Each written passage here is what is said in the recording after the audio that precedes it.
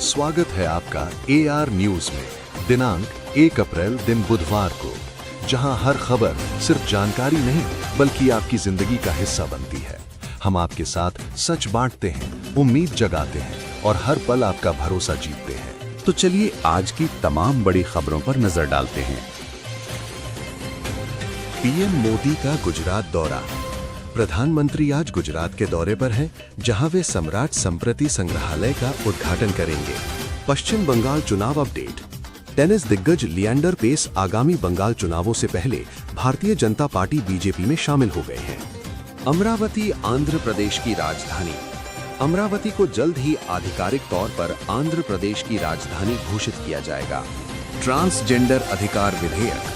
Transgender व्यक्ति अधिकारों का संरक्षण संशोधन विधेयक 2026 को राष्ट्रपति की मंजूरी मिल गई है। आतंकी साजिश का खुलासा। दिल्ली के 3 बड़े मंदिर लश्कर-ए-तैयबा के निशाने पर होने का चौंकाने वाला खुलासा हुआ है, जिसके बाद सुरक्षा बढ़ा दी गई है। असम चुनाव और वादे। असम के मुख्यमंत्री ने राज्य में घुसपैठियों को हटाने और यूनिफॉर्म सिविल कोड लागू करने का वादा किया है। राहुल गांधी का सरकार पर हमला। कांग्रेस नेता राहुल गांधी ने स्मार्ट सिटी मिशन को लेकर सरकार पर निशाना साधते हुए इसे एक अधूरी योजना बताया है। सूरत में भीषण आग। गुजरात के सूरत में एक घर में आग लगने से 5 लोगों की मौत हो गई, जिनमें उत्तर प्रदेश की 4 महिलाएं शामिल थीं। विजय की राजनीतिक शुरुआत। अभिनेता और टीवी के अध्यक्ष विजय ने तमिलनाडु ने अपना चुनाव अभियान शुरू किया है और द्रविड़ मुन्नेत्र कड़गम पर तीखा हमला बोला है। कैग की रिपोर्ट। कैग की रिपोर्ट में तेलंगाना और महाराष्ट्र के वित्तीय प्रबंधन और ऑडिट में कमियों को लेकर सवाल उठाए गए हैं। ईरान अमेरिका युद्ध का संकट। अमेरिकी राष्ट्रपति डोनाल्ड ट्रंप ने ईरान को 48 घंटे की समय सीमा देते हुए चेतावनी दी है कि यदि हॉर्मुज़ जलडमरू मध्य नहीं खोला गया तो अमेरिकी सेना ईरान के ऊर्जा ढांचे को तबाह कर देगी। LPG संकट और पलायन। युद्ध के कारण ऊर्जा आपूर्ति प्रभावित होने से भारत में LPG की किल्लत देखी जा रही है, जिसके चलते मुंबई जैसे शहरों से प्रवासी मजदूरों का पलायन फिर से शुरू हो गया है। बंगाल और केरल विधानसभा चुनाव 2026। केरल विधानसभा चुनाव के लिए भाजपा ने अपना घोषणा पत्र जारी किया है, जिसमें नौकरियों और एम्स का वादा किया गया है। वहीं बंगाल चुनाव में ममता बनर्जी के बयानों को लेकर भाजपा ने चुनाव आयोग में शिकायत दर्ज कराई है। भारत अमेरिका रक्षा सौदा। भारत और अमेरिका के बीच अगले 10 वर्षों के लिए एक बड़ा रक्षा करार हुआ है, जो दोनों देशों के रणनीतिक संबंधों को नई मजबूती देगा। माओवादी विद्रोह का अंत। केंद्र सरकार ने छत्तीसगढ़ में माओवादी उग्रवाद को पूरी तरह खत्म करने के लिए समय सीमा डेडलाइन तय कर दी है। पिछले 2 वर्षों में माओवादी गढ़ों को काफी हद तक ध्वस्त कर दिया गया है। ट्रांसजेंडर अधिकार संशोधन विधेयक 2026।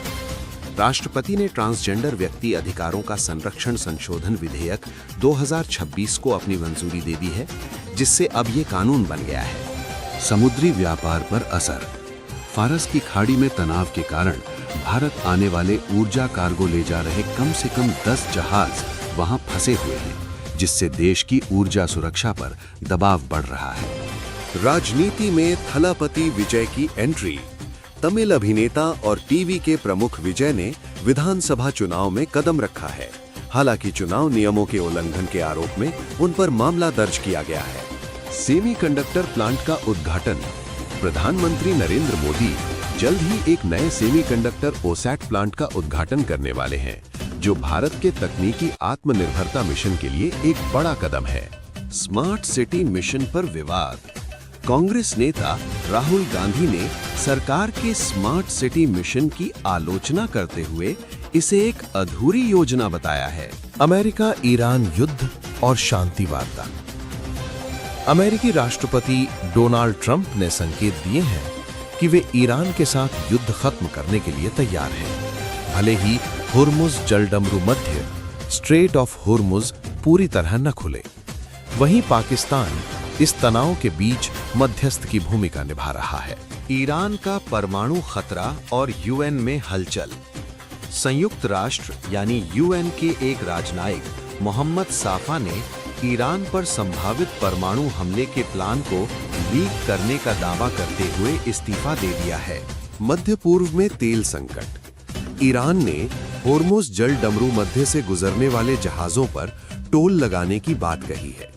इस बीच भारतीय कंपनियां खाड़ी देशों पर निर्भरता कम करने के लिए अंगोला से एलपीजी खरीदने की योजना बना रही हैं। ट्रंप की कड़ी चेतावनी।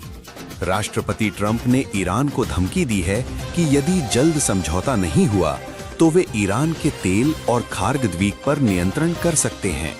इजराइल का सैन्य एक्शन। इजराइल ने वेस्ट बैंक में एक CNN टीम के साथ बदसलूकी करने वाली अपनी सैन्य इकाई को सस्पेंड कर दिया है। ब्रिटेन में शाही संकट और राजनीतिक हलचल। प्रिंस एंड्रू को एप्स्टीन कांड के सिलसिले में पूछताछ के बाद रिहा किया गया है। साथ ही ब्रिटेन में शबाना महमूद पहली मुस्लिम महिला प्रधानमंत्री बनने की रेस में आगे चल रही हैं। नेपाल में बड़ा नीतिगत बदलाव। नेपाल सरकार ने छात्र राजनीति पर पूरी तरह रोक लगा दी है और 5वीं कक्षा तक की परीक्षाएं भी समाप्त कर दी है। अमेरिका में ट्रंप के खिलाफ विरोध। अमेरिका में महंगाई और ईरान युद्ध को लेकर लगभग 80 लाख लोगों ने 3300 से अधिक स्थानों पर प्रदर्शन कर ट्रंप को पद से हटाने की मांग की है। नासा का आर्टेमिस 2 मिशन। 50 साल बाद नासा फिर से चांद पर मानव भेजने की तैयारी में है, जिसमें क्रिस्टीना कोच पहली महिला अंतरिक्ष यात्री होंगी। इटली में कला चोरी। इटली के एक संग्रहालय से मात्र 3 मिनट में 95 करोड़ रुपए की 3 महत्वपूर्ण पेंटिंग्स चोरी हो गई हैं।